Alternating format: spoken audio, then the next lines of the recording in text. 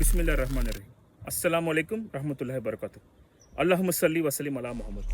Jealousy, பொறாமை. இந்த பொறாமை பற்றி அல்லாஹ் குர்ஆன்ல என்ன சொல்கிறான்? யார் ஒரு மனிதன் மற்றவன் மேலே பொறாமப்படுவானோ அவனோட அமலை நான் முழுசாக இல்லாமல் ஆக்கிடுறேன்னு சொல்கிறான். நான் ஏன் முதல்ல பொறாமை பண்ணணும்? நான் ஒரு விஷயம் நல்லா புரிஞ்சுக்கணும். என்னோடய கல்யாண ஃபோட்டோவை நான் ஏன் சோஷியல் மீடியாவில் போஸ்ட் பண்ணணும்? என்னோடய குழந்தையோட ஃபோட்டோவை நான் ஏன் சோஷியல் மீடியாவில் போஸ்ட் பண்ணணும்?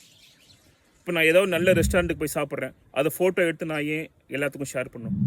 நான் ஒரு நல்ல ஒரு ட்ரிப்புக்கு போகிறேன், ஃபேமிலியோடவோ இல்லை தனியாகவே போகிறேன்னு வைங்களேன், அந்த ஃபோட்டோ நான் மற்றவங்களுக்கு ஏன் ஷேர் பண்ணணும்?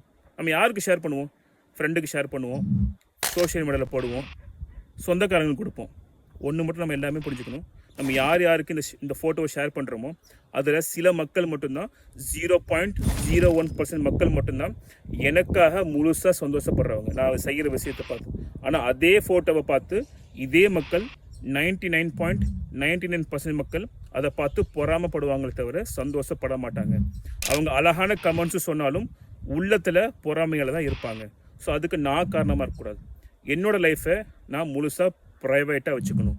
ஸோ அதுக்கு நான் என்ன பண்ணணும்? ஒரு விஷயம் மட்டும் நல்லா புரிஞ்சுக்கணும். எல்லாருமே எந்த விஷயம் நம்ம யாருக்குமே சொல்லாமல் ஷேர் பண்ணாமல் ப்ரைவேட்டாக வச்சு வாழுவோமோ அந்த ஒரு விஷயந்தான் கடைசியாகவும் சந்தோஷமாக நம்ம கூட இருக்கும். ஸோ இன்ஷா அல்லாஹ் நான் பொறாமப்படாமையும் இருக்கணும், நான் பொறாமப்படுற மாதிரி என்னை வச்சுக்கவும் கூடாது. அஸ்ஸலாமு அலைக்கும் ரஹ்மத்துல்லாஹி வபரகாத்துஹு.